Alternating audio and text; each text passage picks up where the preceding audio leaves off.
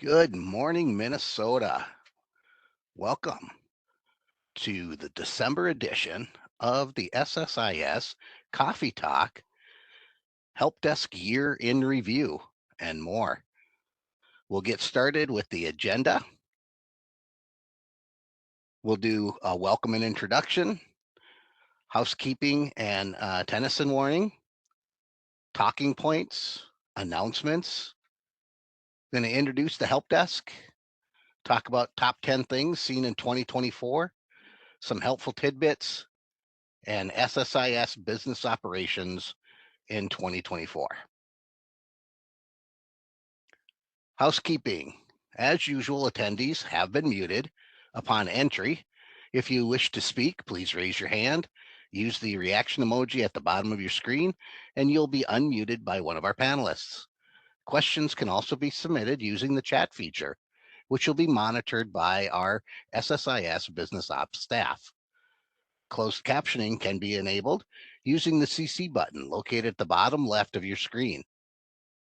This session is being recorded and will be posted on the Minnesota Child Welfare Training Academy website in the near future. A follow-up document will be prepared and distributed to attendees 7 to 10 days following this WebEx event. Here's the Tennyson warning. Because we are recording, you need to be aware of your rights. So take a moment here and read the Tennyson warning, and we'll get started in a couple of seconds.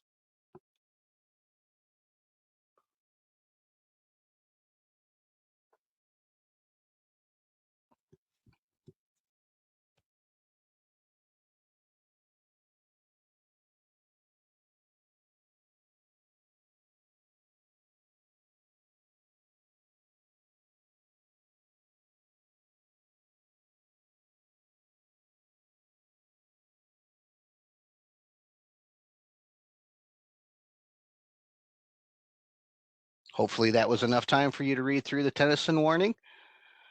Next up is Heidi, and she's going to talk about Mentor of the Month.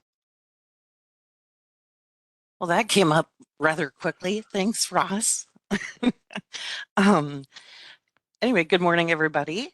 It's my pleasure to share that this morning's Mentor of the Month announcement is for Jody Thomas from Nicollet County.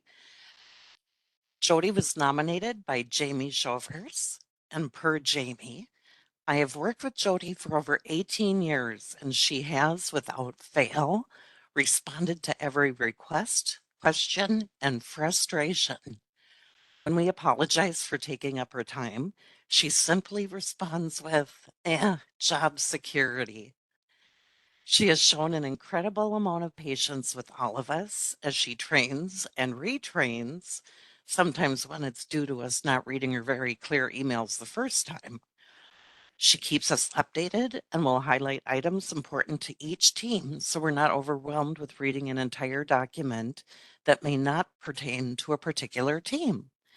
I know I could speak on behalf of many others in Nicollet County when I say we would be lost without her.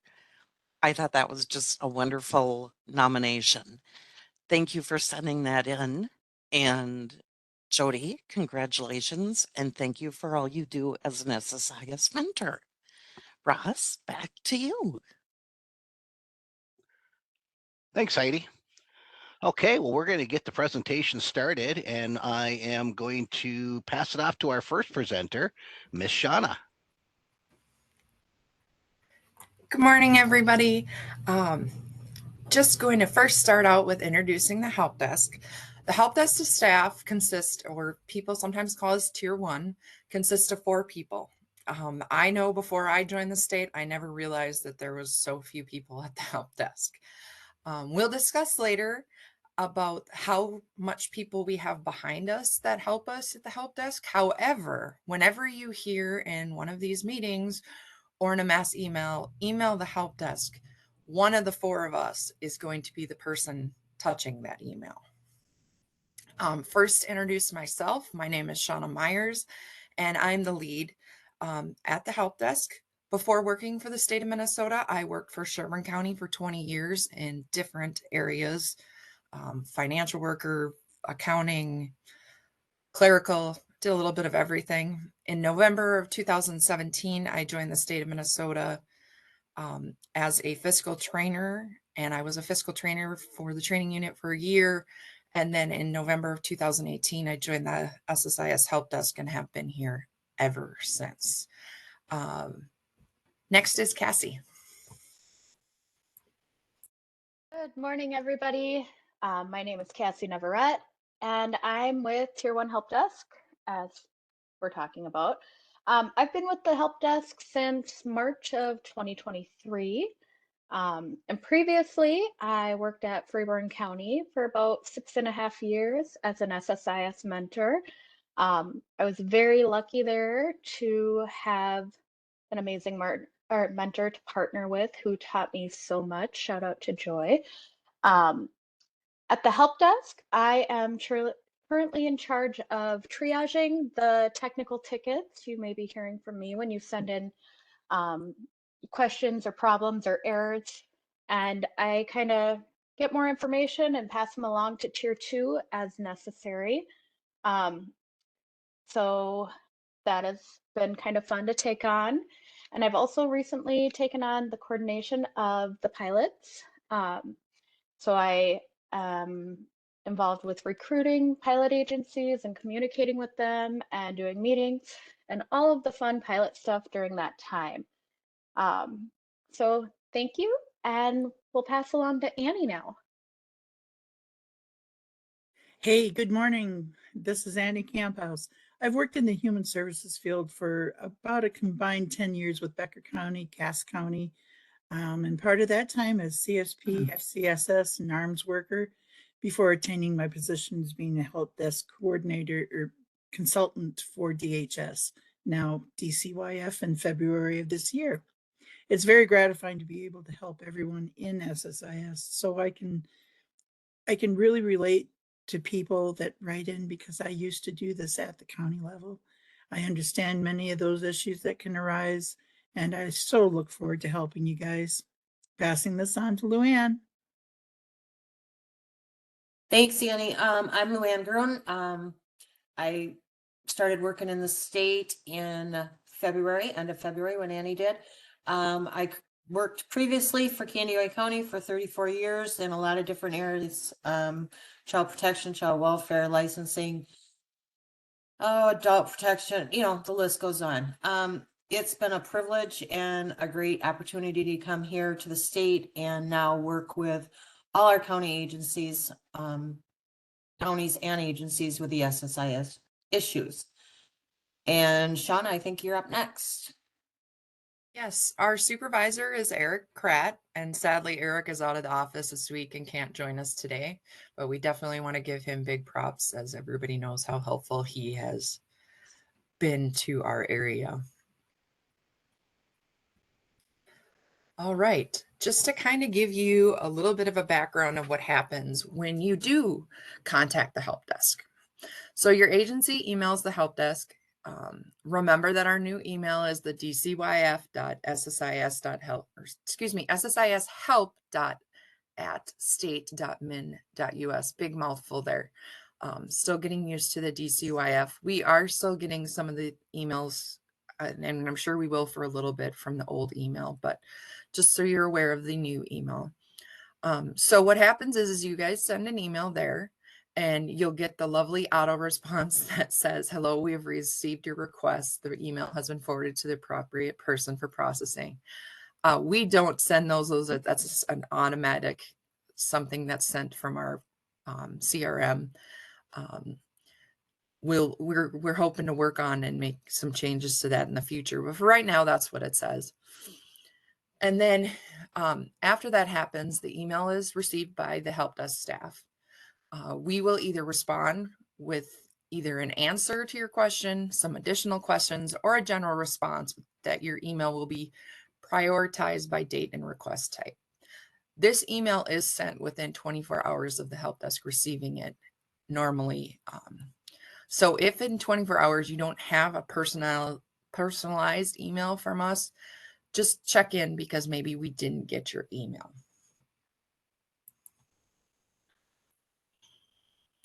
So after that,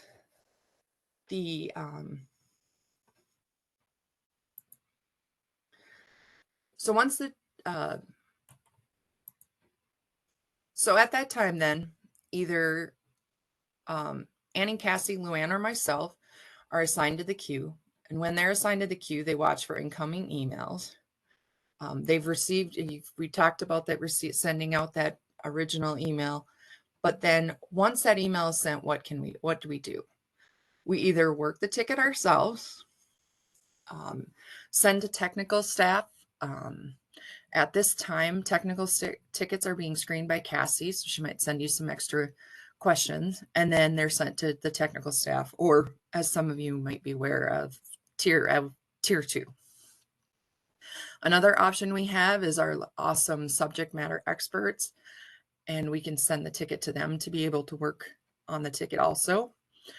And then the last is data fixes. Right now, the higher level data fixes are done by me, and I write them up and send to our data fix queue.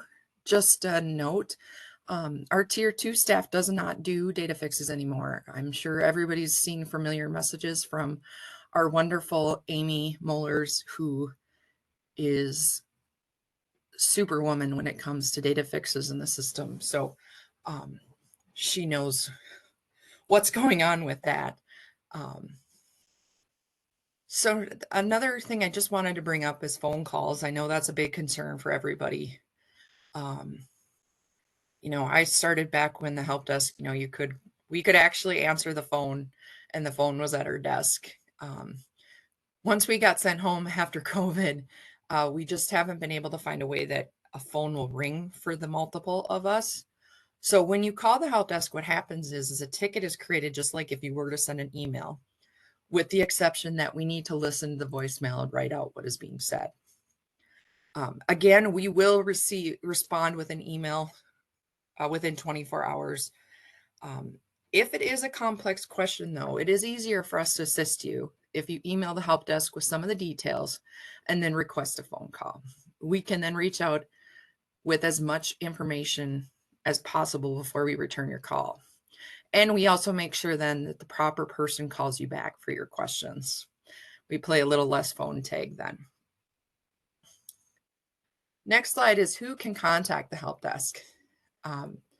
I know it's kind of hard that it's limited to who actually can contact the help desk, but again, we've talked about there's only 4 of us, so we do what we can. So supervisors, IT staff, fiscal mentors, worker mentors, or mentor coordinators.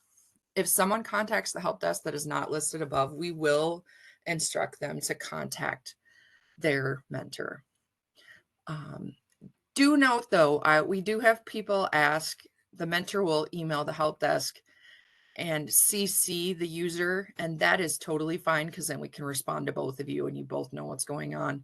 That totally works too, but we do need that mentor included. One thing that we do see is contracted workers. So counties have the contracted people that work through with them. We are unable to answer questions from them at all. So we do tell them they need to contact the county they are contracted with for SSIS questions. And then just a little reminder, in the November SSIS update, I think it was number 643, there was a reminder if there was any accounting system updates or changes, to contact the help desk at least 2 weeks prior to making these updates and changes. See the SSIS update for more details. Lastly, remember all the mentor information can be found on the SSIS research page under mentors. The link is in the screenshot, or the partner, or also the partner link. Next slide is just a little bit about how much or what we do. The SSIS Help Desk has received 8,510 tickets from January 1st through the end of October. This is an average of 40 tickets per day. Of these tickets, the help desk staff were able to resolve 3,802 of those tickets. That is an average of 45 tickets that are coming into the help desk are resolved by help desk staff. The other 55% are sent on to either our technical tier 2 staff, our subject matter experts, or our data fix queue. The following slides, we will discuss the top 10 items we have seen at the help desk in the year of 2024. They are in no particular order, starting with Annie talking about PMI pushes and PMI versus PMI merges. A PMI push is done to bring a PMI number into Swindex so it can be attached to a client record in SSIS through the clearing process. A PMI push is done by the SSIS help desk people. That would be us 4. A PMI merge is a process that merges duplicate PMI numbers for clients. PMI merges are not done by the SSIS help desk. To request a PMI merge, reach out to one of your financial workers in your agency. Your financial department should have a process in place to request a PMI merge. Next slide. If you search for a PMI number in state search and it is not there, you need to request a PMI push. Email the help desk with the PMI number and initials of the person with the PMI. We do not need any other information, and the email does not need to be sent as a secure email or marked as urgent. Once we push the PMI, it will be available to be found in Swindex. You'll need to unclear and re-clear your client to the appropriate PMI number. The PMI push alone will not make the PMI automatically attached to your client in SSIS. Sometimes the Social Security number will have to be temporarily removed to be able to choose the correct information in the clearing log. If information was entered into MMIS within this month, we are unable to push the PMI until the next month. This does not mean that this is the active date in MMIS. It is when it is physically entered into MMIS. Are there any questions? Hey, Annie, we do have one question in the chat here. What happens to the tickets the SSIS help desk isn't able to close? So this isn't specific to the PMI numbers. That we aren't able to close? Will we find some way to figure it out? Eventually, we have a tremendous network think tank here of SMEs. Anyways, our subject matter experts are primo, right on top of stuff, and combined as a think tank, we will figure it out. We will keep digging until we do. Never fear, we will find an answer. Thanks, Heidi. There was also one question. Will you share these slides after the meeting today? They were sent out. If you did not get them, go ahead and send one of us an email and we will make sure that you get the PowerPoint. Cassie, this is Heidi. Thanks, Heidi. Of course, I'm sorry, I started typing in the chat to let everybody know that if you did not receive it, feel free to just email me directly and I'd be happy to send it out to you. I can put my email address in the chat. Thank you, Heidi. Our next slide is about data fixes. A data fix is a process that we use to correct information that was entered improperly or there's an issue with SSIS. This process is reserved for valid business reasons. When requesting a data fix, it is really helpful for us if you provide the business reason for your request. Also, please provide any identifying information that pertains to the data fix within your request. This could be just the SSIS work person number, work group number, continuous placement IDs, document IDs. Really, any identifying information with your request is very helpful. Honestly, though, the best way is to tell us what are you trying to do and what's not working. And then this way we know to work with our data fix person to get you the best way to fix what's going on. And again, like I said earlier, Amy is amazing. And we always figure those out. All data fixes are subject to review and can be denied. We only do data fixes for the reason of data integrity. This is why the business reason is important. If there is not a valid business reason, the request will be denied, and we will explain that when we send that to you. Data fixes are not used as a means to clean up information.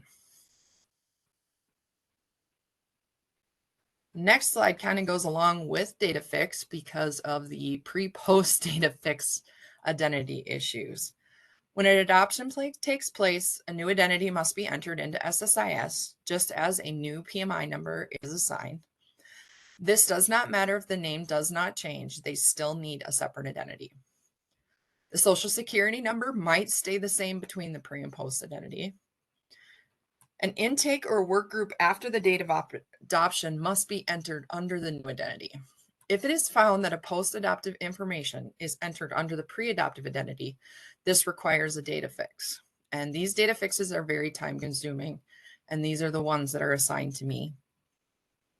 If you find a pre-post adoptive identity that is not separated, just email the help desk with the child's pre-adoptive identity, either using an SSIS number or Swindex number, and the post-adoptive identity with SSIS number or Swindex. Then you don't have to send it secure because it's just numbers.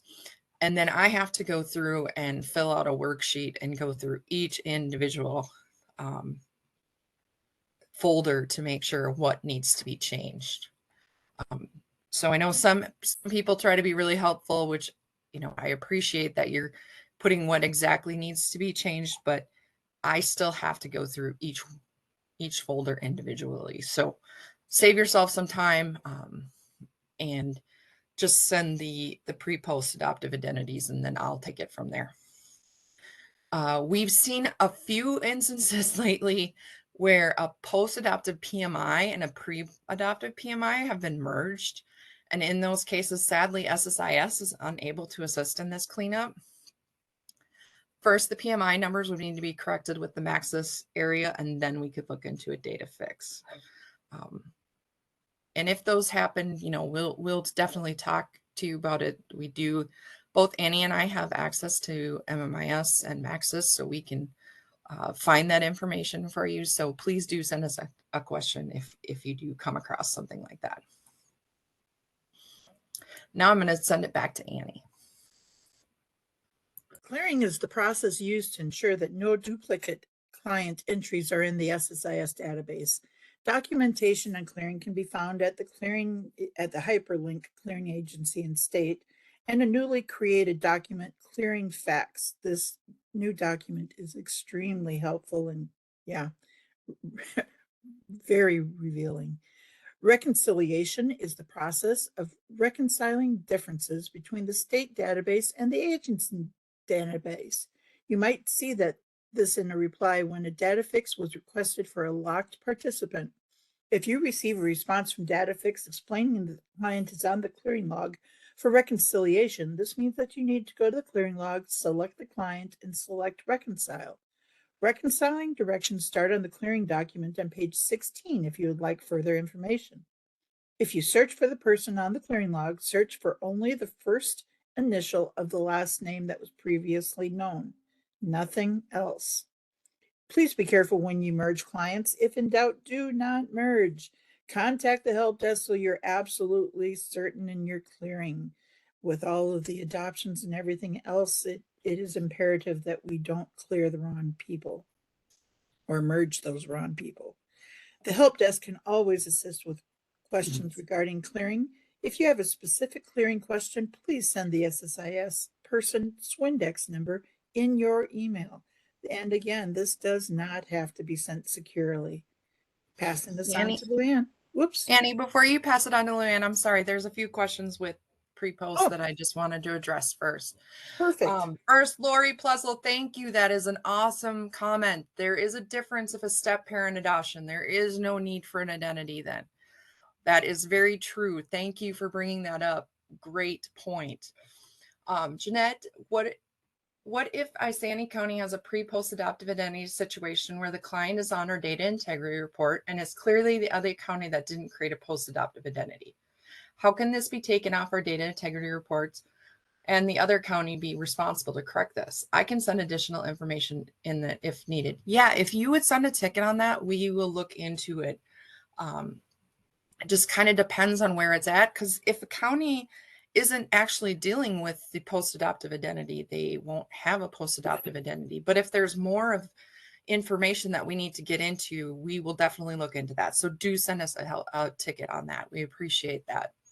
And then the last one, are you still recommending that we don't enter the social security number if it stays the same? So in that case, when we recommend not to use the social security number is what happens is when you're trying to clear somebody, if you have the social security number and when you try to clear, it will automatically pull the first social security number it finds. So if that pre-adoptive identity still has that tied social security number, it's going to pick that PMI number instead of the PMI number that you want.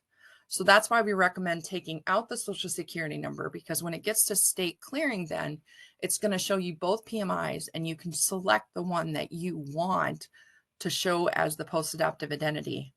And with that, it'll pull in the social security number after that too.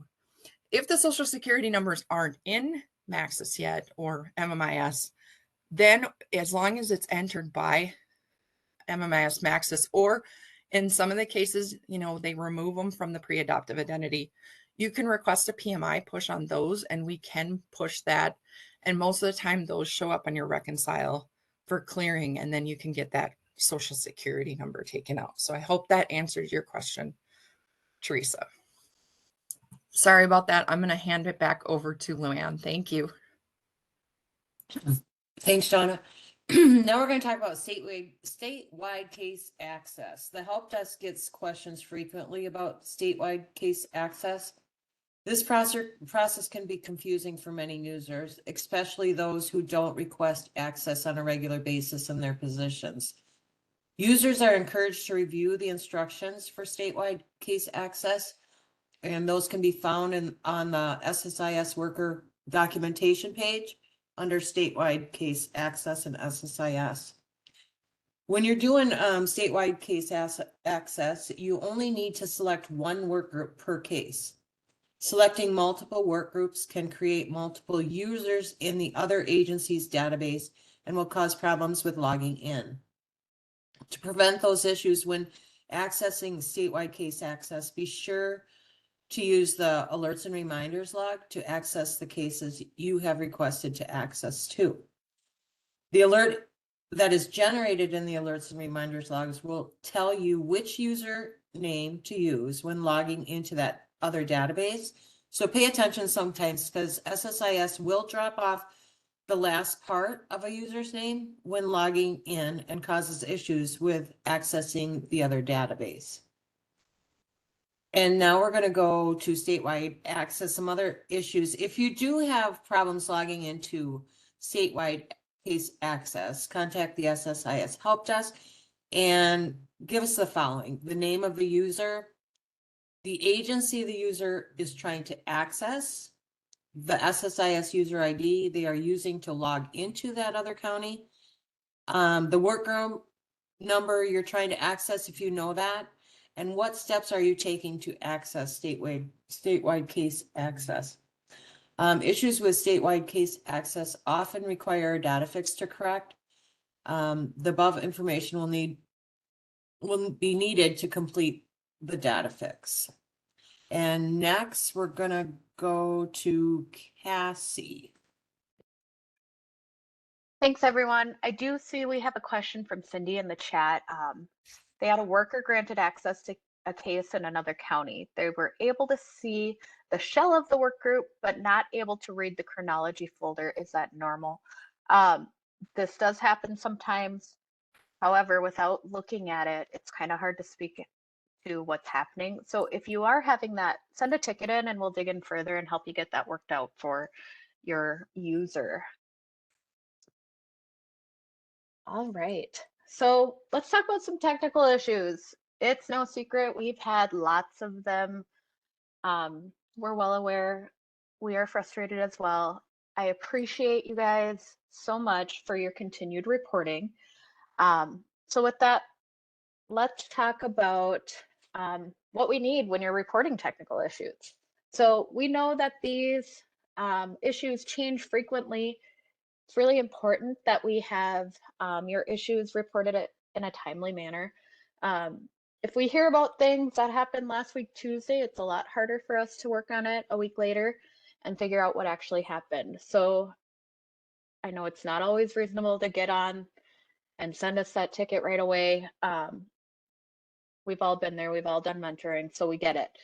But the sooner we get that report, the more helpful we can be. So when you do report these issues, things that are helpful, the user ID of the user. I personally like to have the name too, because there's not a good way to search for a user ID in admin, but really we do just need the user ID. If it's more than just one user that's having an issue, then let us know. How many users are being impacted?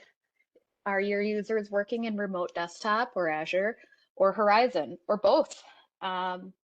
If you can give us like a description of what's happening, like maybe your person search took you 3 minutes instead of the expected, handful of seconds. Did you get any error messages? What did you do prior to receiving that error? How does it respond after you click OK or click on the X in the error? Screenshots of server information, which is found in the bottom left-hand corner of your SSIS screen, and screenshot of the error is really helpful. And what have you already done to try to resolve your issue? What troubleshooting have you done? That will help us kind of from going round and round and repeating your troubleshooting issue or steps. So on our next slide, you hear us all the time, send us a screenshot, but like, why do we ask for screenshots? Every screenshot you send us really tells us a story, and it provides us a whole lot of context clues that can help point to what your issue is.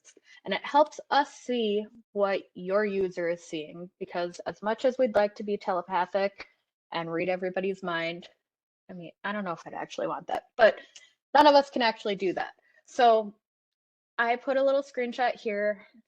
It's small because we know SSIS is small, but I wanted to kind of show you how much information I can pull from this screenshot here.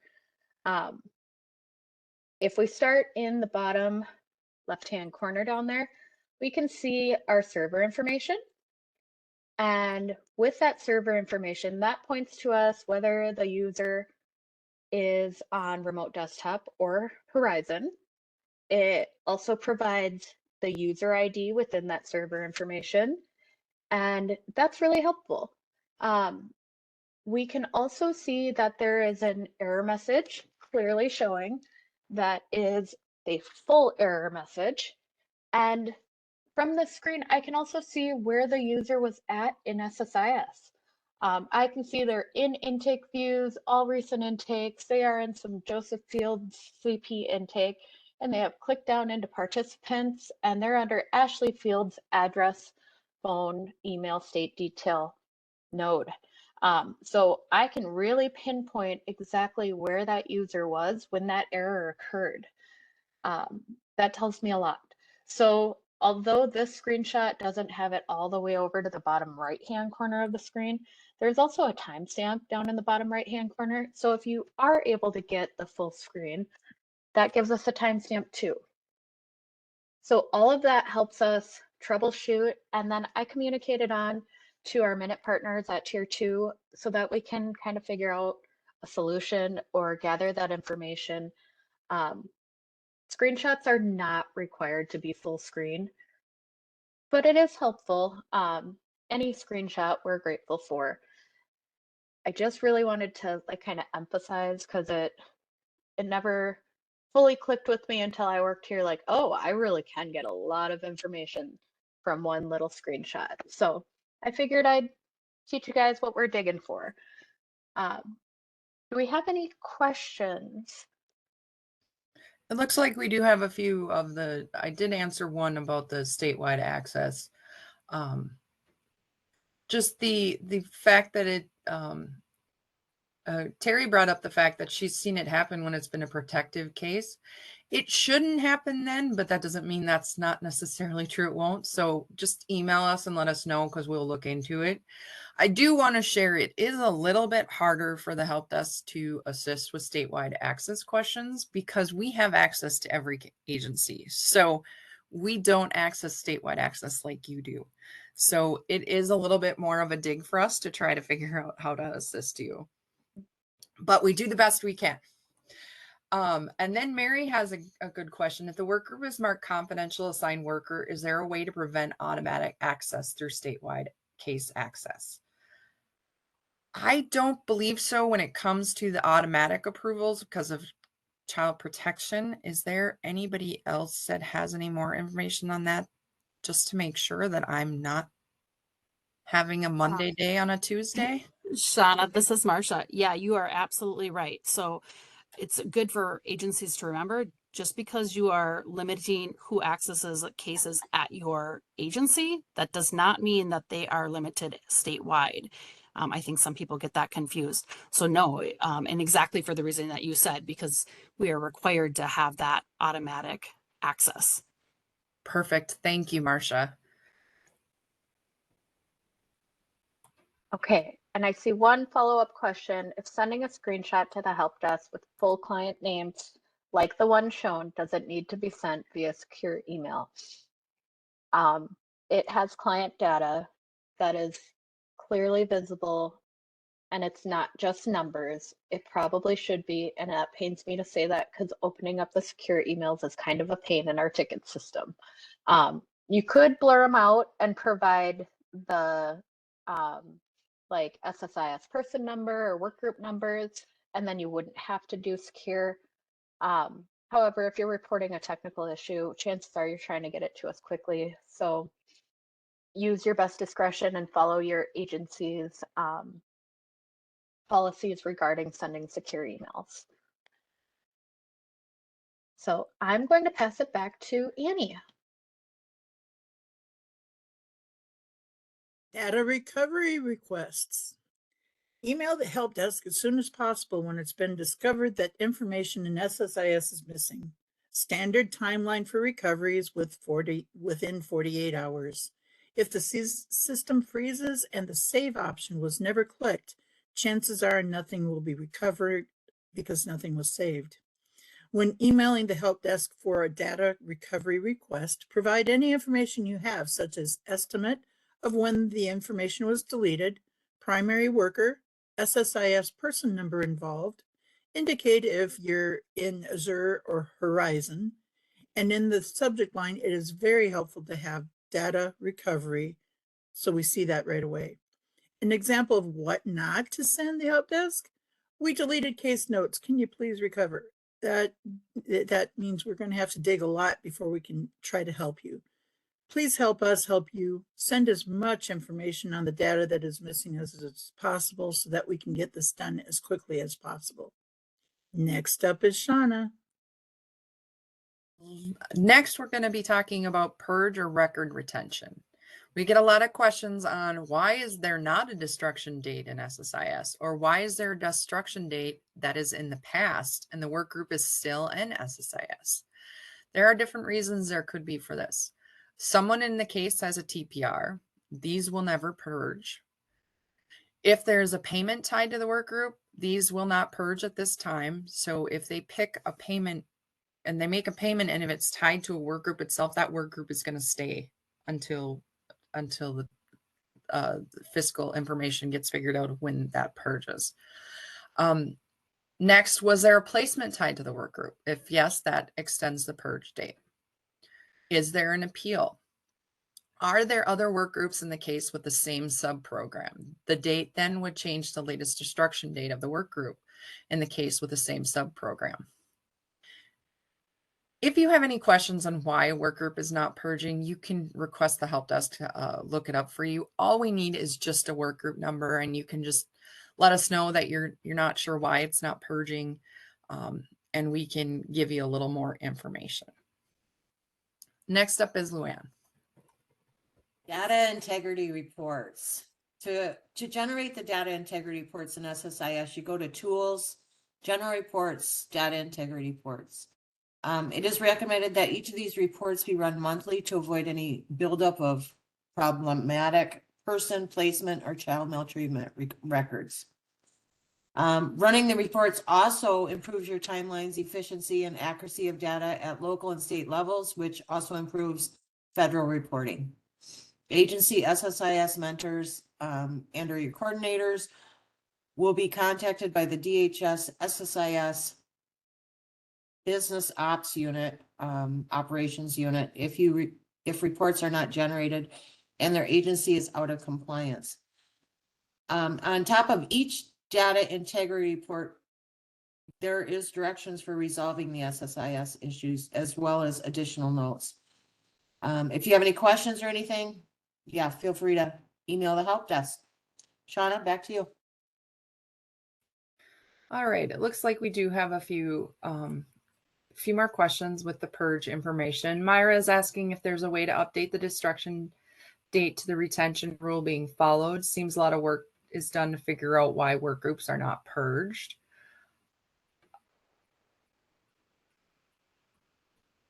Is there anybody else that can assist with this one? I'm stuck again on. I can help, Shauna. This is Marsha. Thank you. Yeah, no problem. So it's kind of confusing when we talk about destruction, retention, and purge, right? Because they're not actually all the same thing. So the destruction are often, I'm sorry, retention, I should say. Retention and destruction are looking at specific work groups and various aspects of the work group, right? But purge goes beyond that. And so at this point, I mean, I think at some point that would be a great enhancement. I think that would be a huge one. Probably we would look at during modernization to give a little bit more detail on that. But at this point, really, it's not going to give that type of information because retention and destruction and purge are all looking at different aspects. And so purge is like the final piece. So you have your retention first, right? Where the agency's setting those retention timelines, or the state when it comes to certain ones. And then you have your destruction, which agencies can extend out sometimes. So sometimes agencies have also specifically extended out a destruction date. And then you have your purge, which looks at additional pieces, some of which Shauna had mentioned, some of those real specific things that go beyond just what's in this work group. It might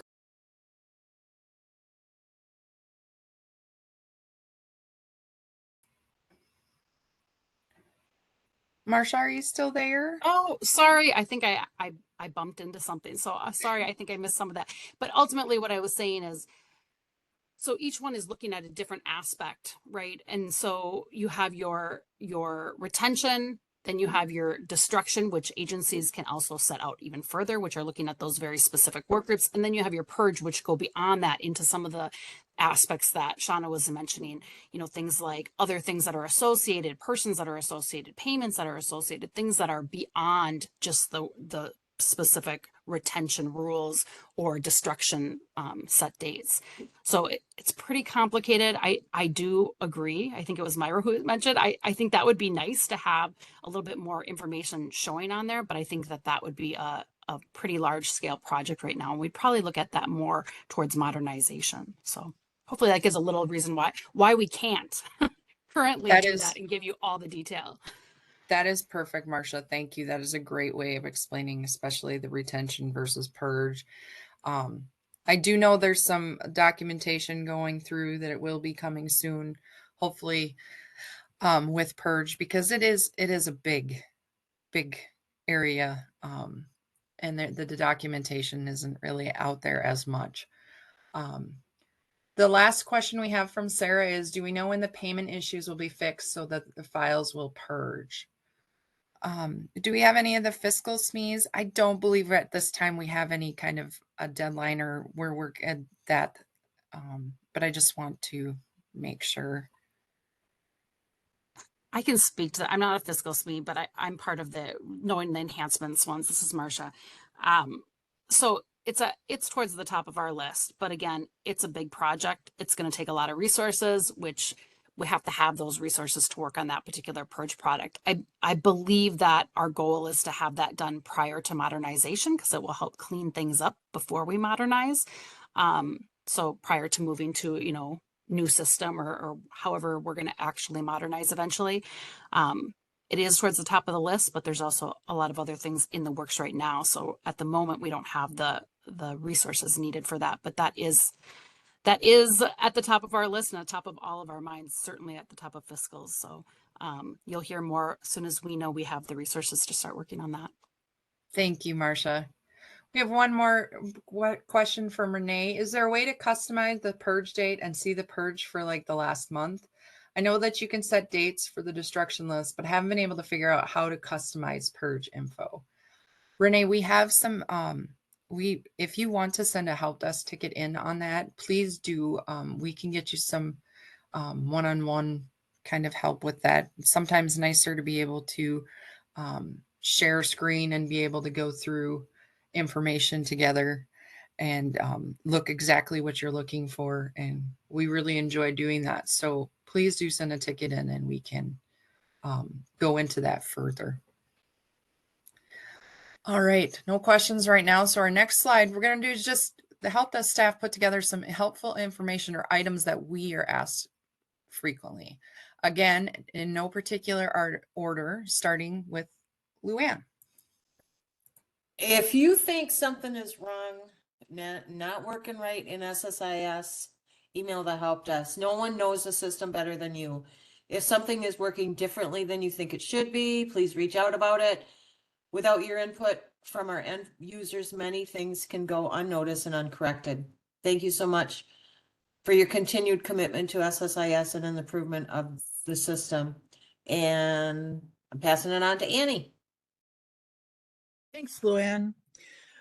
What is helpful when contacting the SSIS help desk? Speaking of reporting issues, please send all SSIS related questions, issues to the main help desk email, not individual emails.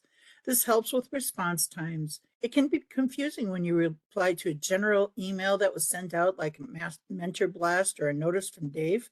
Summarize what your request is and include important information clearly stated. Please don't say simply see below. Reading through a string of emails is very time consuming and difficult to determine what is needed. If you have a new question or concern, please send a new email because sending in multiple issues in one ticket makes it hard to track how often issues are occurring, and one of your questions may fall through the cracks otherwise. Also, responding to an old email may make it so that request gets totally missed. We close out tickets once the issue is resolved, so chances are you'd be responding to a closed ticket that won't show up in our queue and only goes to that person's email who last worked on the ticket. If calling, please leave your name, phone number, and a brief description of what your need is so that we can get the correct person responding. And again, brief is the best way as we have to transcribe all of those calls. Sending in identifying numbers instead of names can be extra helpful when seeking assistance.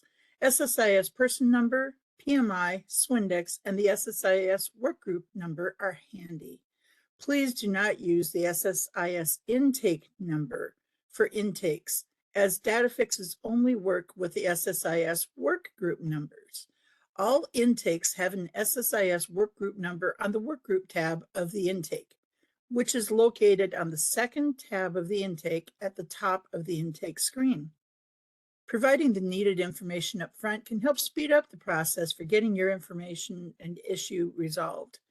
This saves any back and forth in emails asking questions and saves time for the help desk to have to go in and look up this information when we have lots of tickets coming in.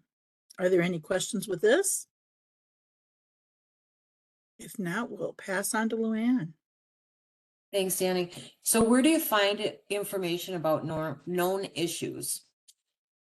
Check the known defects list from the recent releases, which is located at the SSIS release notes and calendar link. The known defect list is updated every new release and includes information about workarounds available to be able to work through issues due to the known defects. If you cannot find what you are looking for on the known defects list, please contact the help desk for assistance. And remember to sign up for all the SSIS updates to stay up to date on any changes. And the link is right there on the screen for the SSIS update newsletter archive. There's past ones, there's the current ones. Now we're going to hear from our wonderful mentor coordinator, Heidi, who does many things. Hi again. Thanks, Luann. I appreciate that so much. Well, as all of you know, the pandemic changed the way we do a lot of things. It changed how we communicate, how our trainings are offered, the kinds of things that we offer.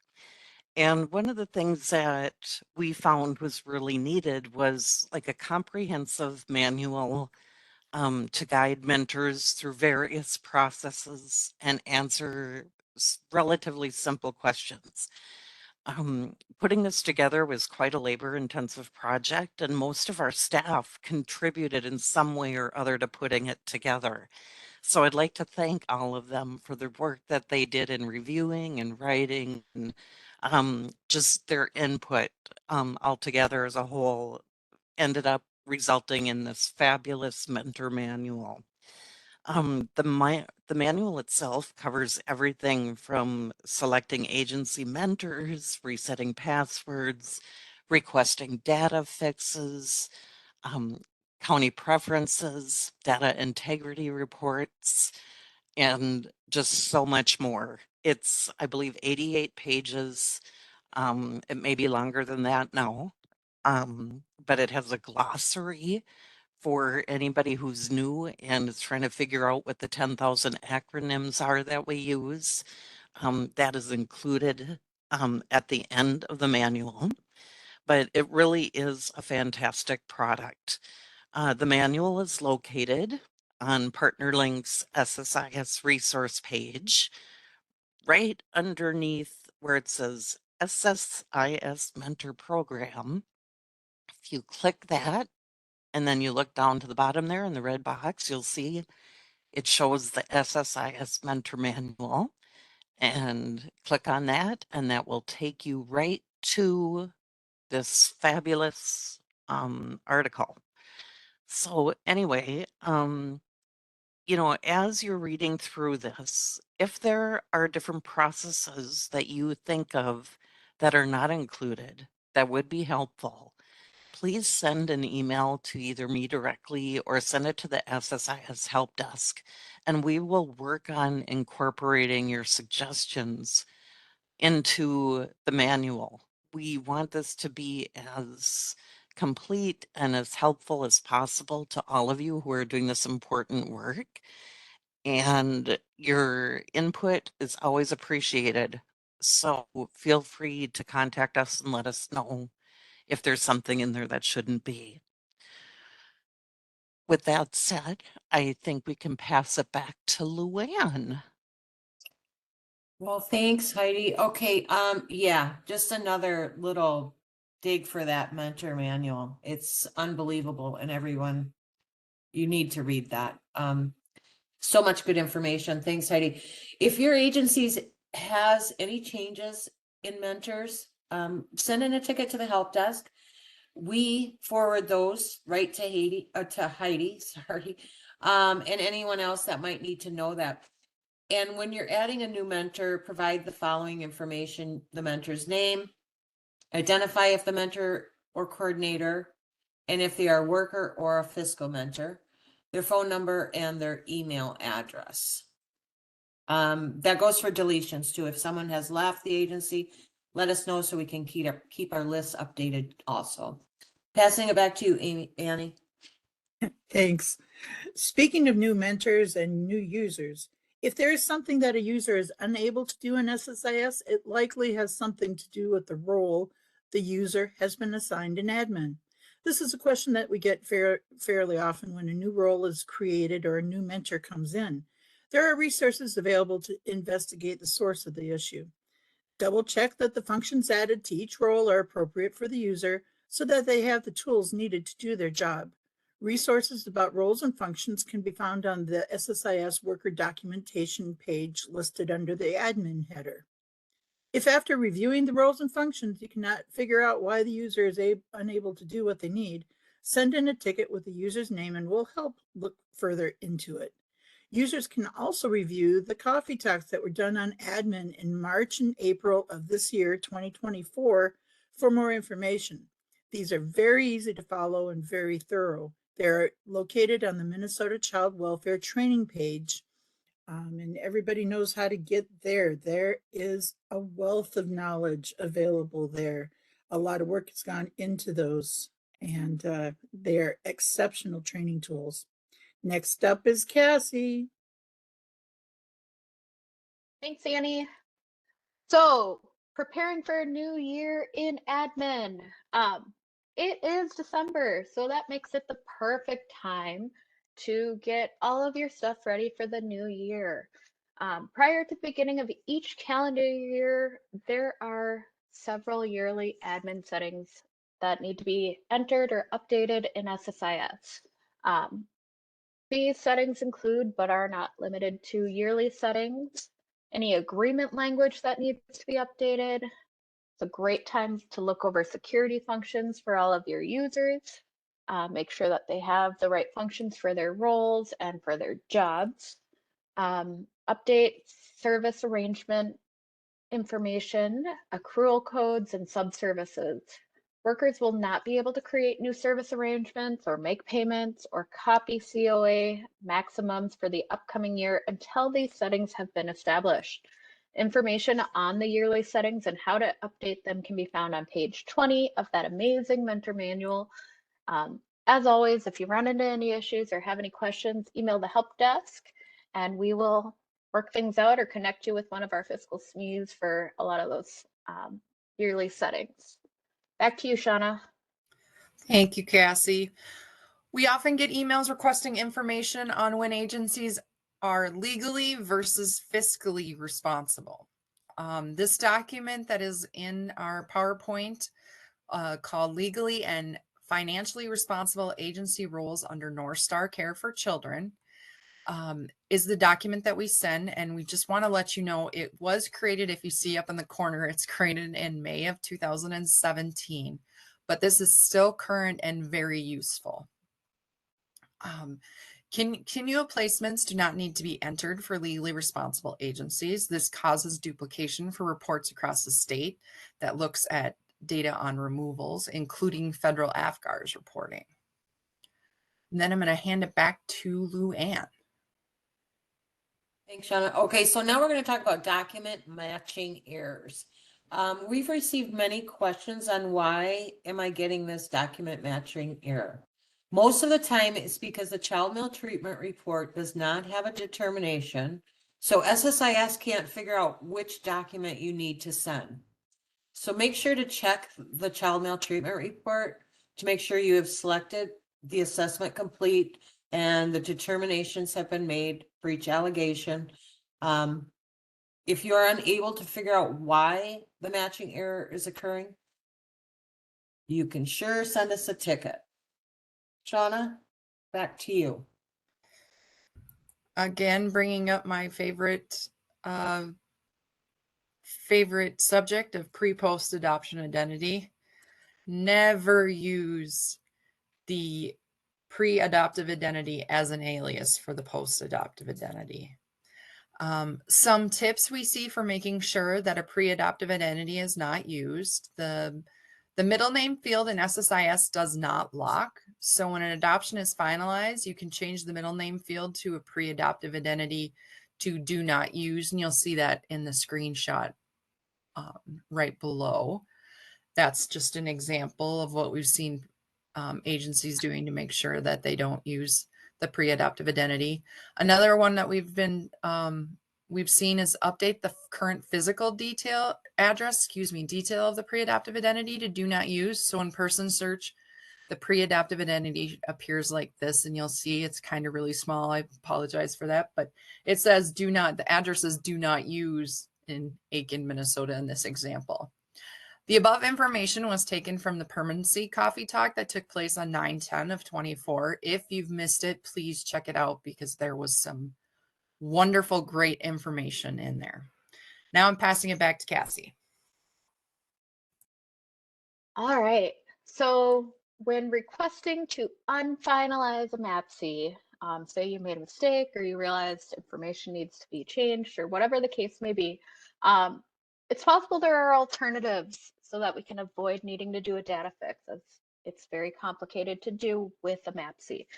A couple options that you have. The revised MAPC option is used to modify the needs or indicators of an existing assessment while maintaining the same effective date on that MAPC. This option would be used during an appeal or when SSIS templates change. The copy MAPC option is used to copy the needs and indicators from a previous assessment to a new assessment. You will be able to change the effective date when you use copy MAPC. This is useful for completing a reassessment or when a child's placement changes and only minor changes are needed to be made. If you request to unfinalize a MAPC by sending an email to the help desk, we will route these to our subject matter experts and they will take a look at them and advise if there are other options to get the results that you are looking for. If not, then a data fix will be requested to remove the finalized date in order to make the MAPC editable again. Please note that if there are payments that were made tied to that MAPC, we will not be able to unfinalize that MAPC and complete a data fix for that. Back to Shauna. All right, I just wanted to talk a little bit about our intake needing action log. Remember to check your intake needing action log. This can show intakes that have no closing reasons and are kind of still hanging out there. Also, it can show intakes that referred to a work group. However, for some reason, it did not refer to that work group, and those will show in red. If you have any questions or want assistance with this, please do let us know. I've been involved in some meetings with agencies where we kind of go through it together, and I think it's a great opportunity for us to help each other and get through and look and work through it together, because sometimes it's just a little foggy of why those intakes are still showing up. So please do let us know. Back to Cassie. All right.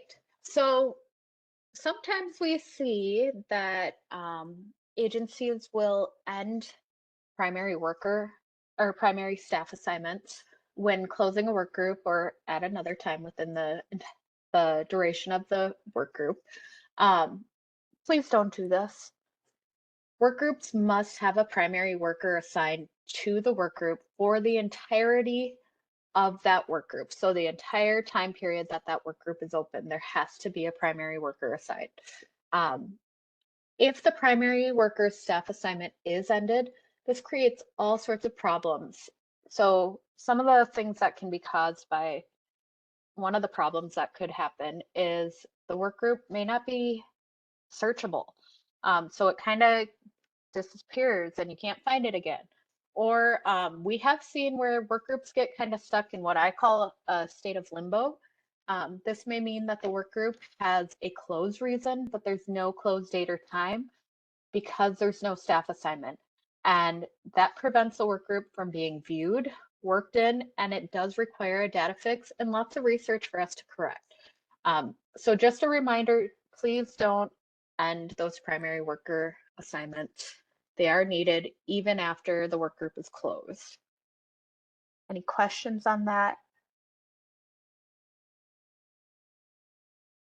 All right, back to Shauna.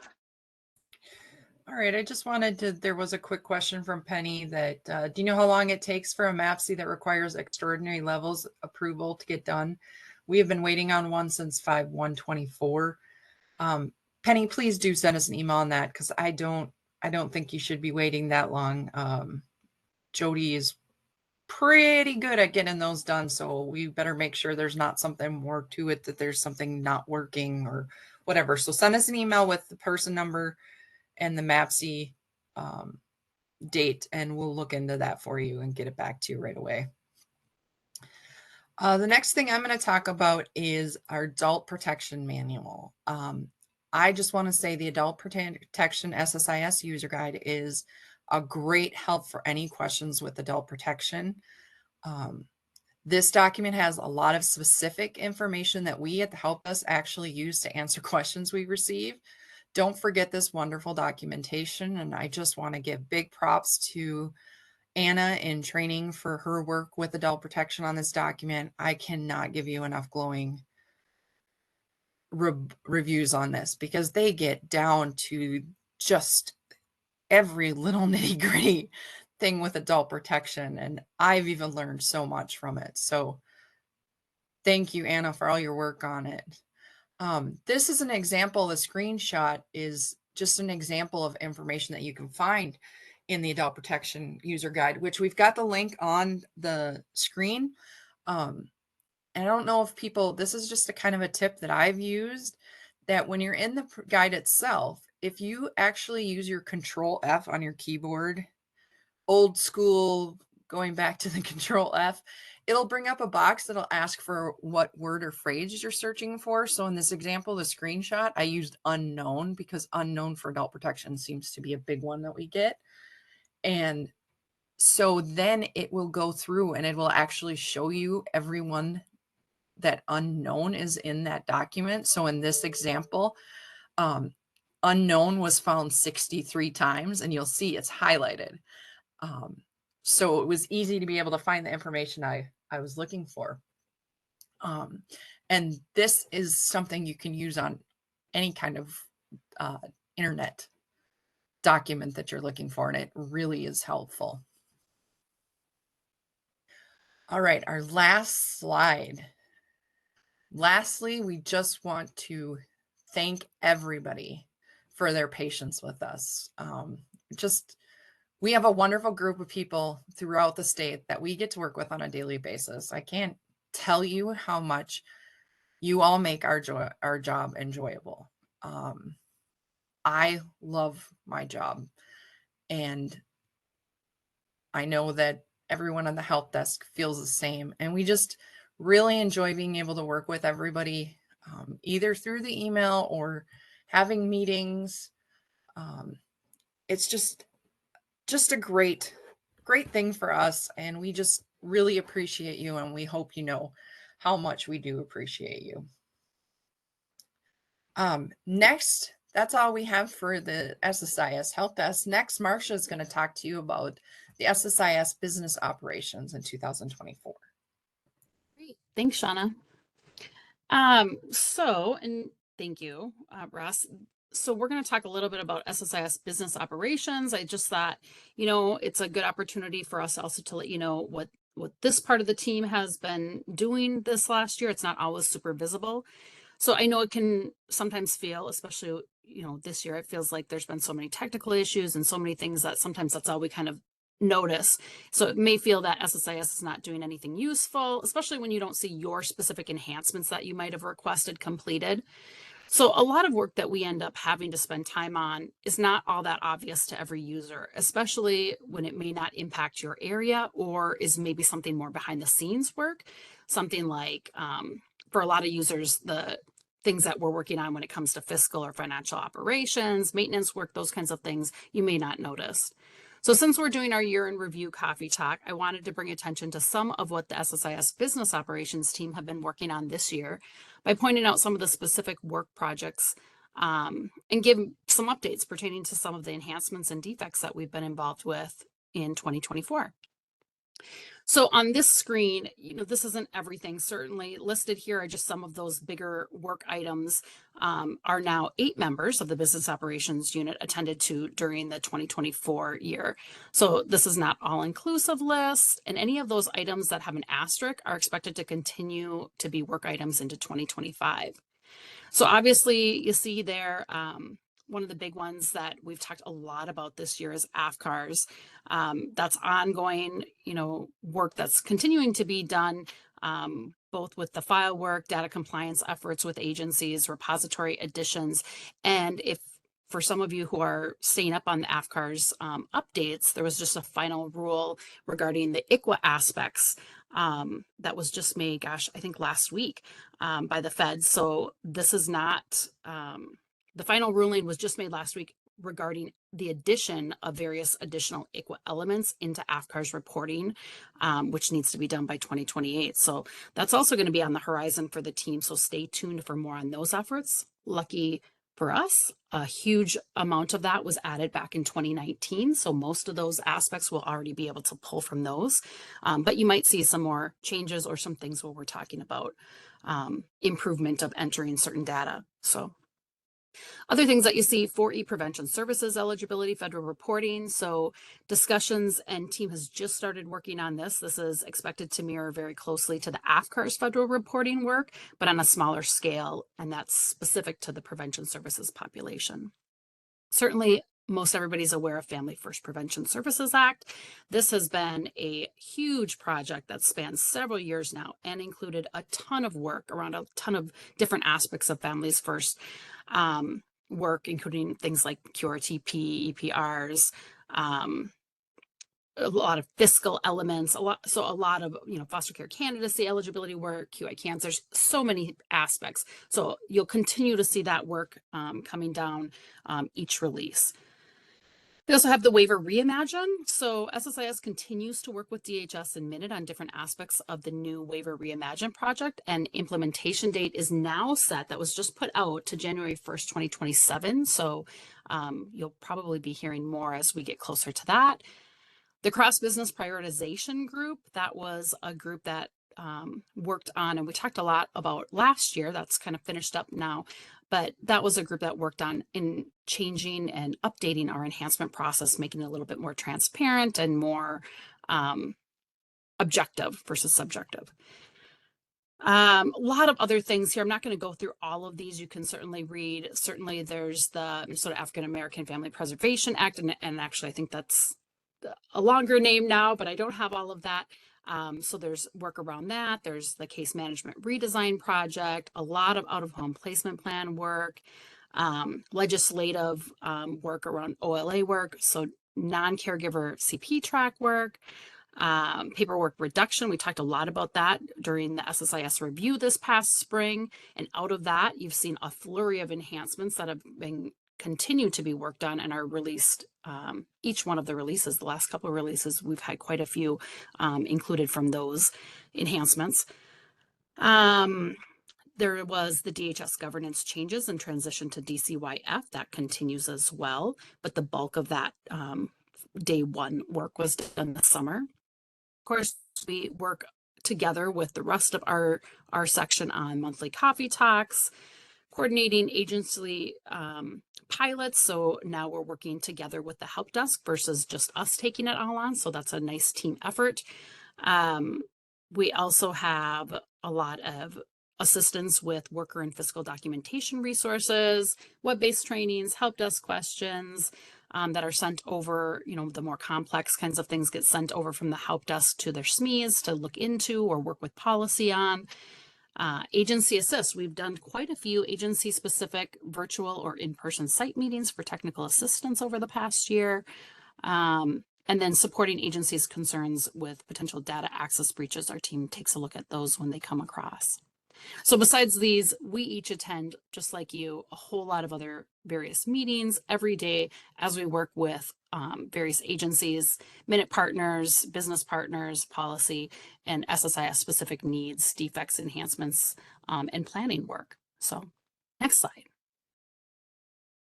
So earlier this year, we mentioned we were in the process of implementing a new prioritization process.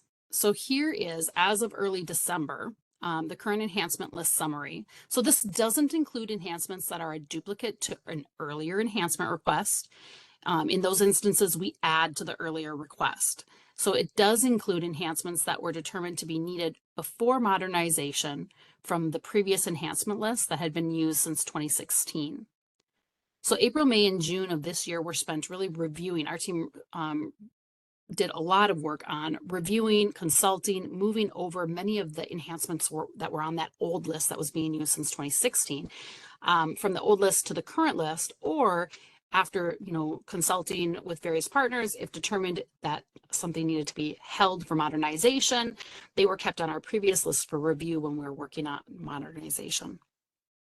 The items currently that you see here in the hold for modernization category, those are new items that have come in since May that were determined not to be feasible in the current system or due to resources, and were determined to be important, however, to consider during modernization. So we still want to keep those in the forefront of our minds as we're getting closer to starting to transition into that modernization work.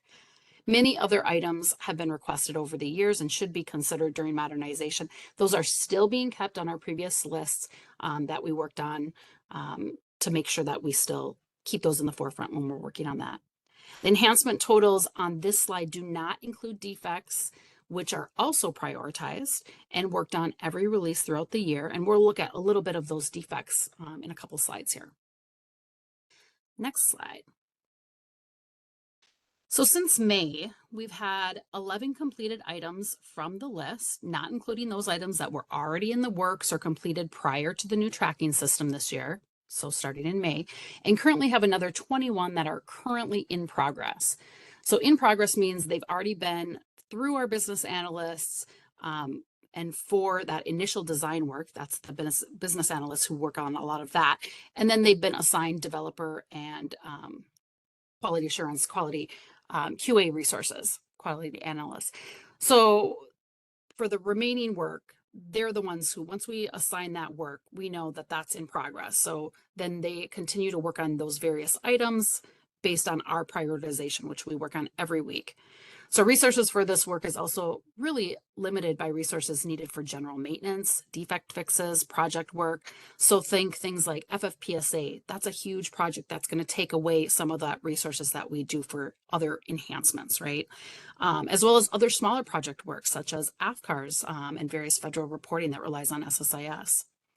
Of note, not included here, but would bump up the county and tribe numbers a bit on this slide, is the many enhancements that came out of the SSIS review. Since those were in our previous list, they were made this past spring prior to when we switched over, a lot of those really are not on that new list. So most of those were related to agency improvement requests discussed during that process, much of which are still in the works, and several have been pushed out already in the last 2 releases. And next one. So this slide breaks down the new and awaiting resource assignment items. So those things that they haven't been assigned those developer and QA resources as of yet. However, they're on our list, right? They're on our list to be prioritized. So this list, further broken down in our prioritization list, is by business and policy priority, as well as priority score, which is created based on answers to a list of questions that we answer for every enhancement now that's submitted. So that's part of making this process a little bit more transparent, a little bit more objective on what actually gets through that prioritization. Next slide. So I mentioned I would talk a little bit about defects. So when we talk about enhancements, I think it's also really important to recognize the defects, which are essentially necessary work to fix something that's broken in SSIS. The work of Minute analysts and developers, QA, and others is really like that giant crazy game of Jenga, right? So the bigger SSIS has gotten over the years, knowing everything is interconnected in some way, the more likely each time we add or change something, there can be unintended consequences that are not always easily identifiable during our initial testing. And we do some pretty extensive testing, but we really can't get to all of that, which is also why it's so important to have piloting so that we can have real world data out there that helps us catch some of those things before it goes statewide. So the bigger SSIS gets, it gets harder and harder, and SSIS is huge. So when this happens, we can end up with defects. If something is reported as not working as intended, a defect is submitted. Similarly to enhancements, these get prioritized each week at our change review meetings, where we have Minute and SSIS business operations, policy partners, and even county representatives there to meet, to review and prioritize SSIS work. So that includes all of the work, right? Project work, enhancements requested by business partners and agencies such as you, defects as well as general maintenance work, all of it is being prioritized together. So where are we going to spend our resources? It all ends up requiring time and staff resources from the same limited pool of available resources, which is why prioritization becomes key, but also an ongoing struggle. So this year alone, Minute staff resolved approximately 375 SSIS defects. I checked last year what we reported, and it was right around that level. It was a little bit, I think it was like close to 400. So we're still right in that same level. Some of the SSIS specific defects that were completed this year include the items listed on this slide. So you can see really a lot of the same things that we talked about in our project work. You see that FFPSA related stuff, CFCR, 4E setting type defects. We had editor related defects, which I know we're continuing to have right now. We had a lot of things that came out of the 24.3 release with the Delphi upgrade, which if you recall, that was something that was out of our control. It's a third-party vendor that updated their information, which affected various pieces of our coding in SSIS, which then we have to go and fix once we find those various defects as they come along. And some of those might still be occurring and what we're dealing with now. So multiple APS, so adult protection, adult maltreatment, mark-related defects have been fixed. There's been several contact activity-related defects. Some I think were related to the Delphi stuff. Also, some maybe because we were making changes, right, in those editor, I'm sorry, in the time recording editor, all of those things, we've made some changes this year too. So we corrected multiple grid-related defects in various grids throughout SSIS, defects pertaining to the new DCYF work that was done this summer in the special release. Foster parent relationships related defects and errors were resolved. If you recall, we had a lot of those errors early in the year. The non-caregiver assessment related defects, which is a whole new thing this year. Security related defects, state detail, access related defects, multiple fixes to several general reports. Defect relating to AFCAR's file work. Now you don't always see that stuff, but that's the stuff we see in the background. It also, again, is taking those resources, but those are things that was all new file work that last couple of years, which means testing and making sure that we're fixing any defects so that we're submitting the correct data that the feds are looking for. Multiple help text related defects, long time requested fix for the reassigned work groups was resolved. Advanced payment search, county subservice filter defect. I know that was a big issue earlier in the year as well. So a lot of stuff is always going on, even though it might not be super visible to you. Next slide, please. So enhancement process. So I just wanted to remind everyone kind of what that enhancement process looks like. We had a slight change, but your piece of it is really the same, right? So who can submit? SSIS mentors and coordinators from the counties and tribes can submit. And why we really try to limit it to mentors and coordinators who are sending in those enhancements, because sometimes we get enhancements from maybe a supervisor who's not, you know, as up to date on some of the SSIS functionality and what SSIS can do as someone who might be an SSIS mentor or coordinator might know. And so then we end up with enhancements that aren't really necessary. Maybe it was just some education of, hey, this is how you can get at that information, that kind of thing. So we want to make sure it goes through the mentors and coordinators so they know, you know, what's going on, what is the person really looking for? Is there another way to get at that already without having to have a new change in SSIS, right?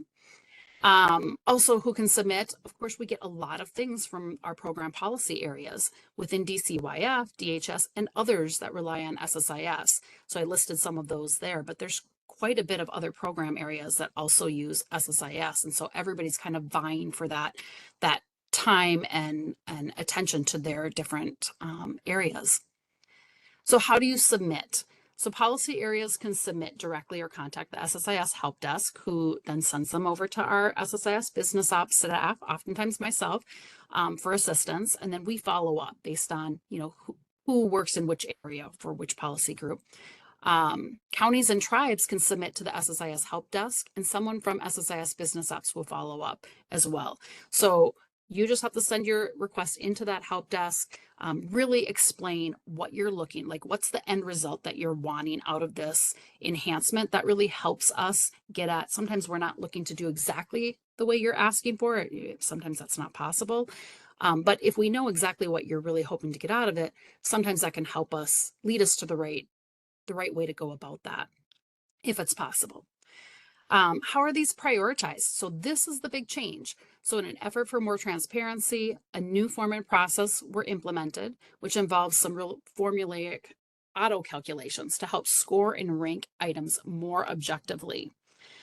So we've begun considering which items are appropriate to use also those resources on now versus which really should be waiting for modernization efforts. If we're looking at something that's a really huge effort that isn't necessarily have to be done before modernization, we might be pushing those off to modernization just because we don't want to spend all of those resources right now that we don't have when we have so many other issues going on. So we're going to be slowly moving more and more things. I think you'll see moving over to modernization as we start moving our efforts over to, I'm sorry, holding for modernization as we start moving our efforts over to preparing for modernization, which will be a lot of work as well. And next slide. So I wanted to point out, these are the questions that we ask on our form. So when you're sending in an enhancement, if you can keep these kind of in your mind, if you include any information that might help us answer these questions or answer these, if you know the information yourself, of course, that's always helpful. You don't have to know all the answers, but every time this is what we're submitting. So we're going through consulting with others, maybe policy or minute staff, talking about, who's going to be affected by this change, what's the need, and that all goes into scoring that prioritization.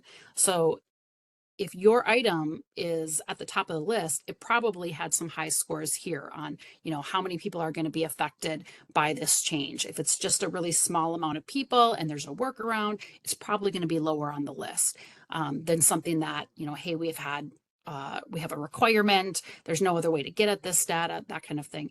Those are going to be higher up, especially if it's affecting anything fiscal. Those are going to be higher up on the list. So a lot of times you'll see that list is ever changing. So things jump up above other items that are already on the list. And that's why some things kind of stay towards the bottom for a while.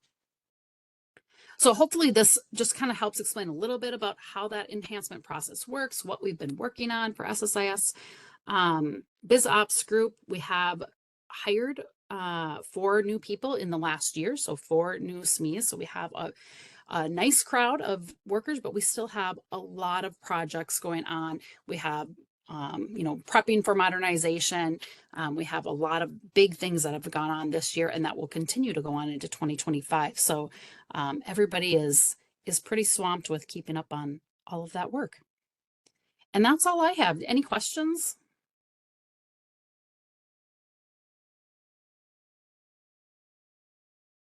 Thank you. I'll throw it back to you, Ross. All right. Thanks, Marcia. So as always, you have your resources available at the SSIS resource page. You can visit this page for SSIS engagement and information, the 24.4 release information, your SSIS worker documentation, and your SSIS fiscal documentation, as well as all kinds of SSIS training and the mentor program. So remember to use this page. Come here often. We're also leaning into innovation. I think we've mentioned this a couple of times in the last coffee talks, but just want to let you know we would love you to go out to our new engagement page, engagement and information, and look for new feeds, news feeds, surveys, idea boards, forums. I think one of the big things that we're looking for with this is taking the information that was on the SSIS resource page and making it a little bit easier for you to find what you're looking for. So go ahead and take a look at this page and let us know what you think. In regards to Coffee Talk, if you have information you need related to this coffee talk, you can contact our SSIS help desk. And if you want to look at previous SSIS Coffee Talk webinar recordings and the reference materials, visit the Minnesota Child Welfare Academy SSIS training site. What's coming up? Well, save the date. The next Coffee Talk is Tuesday, February 2025. It'll be the 25.1 release, and at the normal time, 9 to 10:30. More information will be coming soon on that. You may have noticed, hey, wait a minute, there's January. Yes, there will be no coffee talk during the month of January. So gives us a chance to prepare a very good release in February. And with that being said, we want to thank you for taking your morning with us to learn this information and to see what our fabulous user support group is doing on our help desk. If you need any help, make sure you contact them. And of course, Marcia and what's going on with the SMEs. So again, thank you for spending your time with us. And as always, stay golden, Minnesota. Radio Ross out.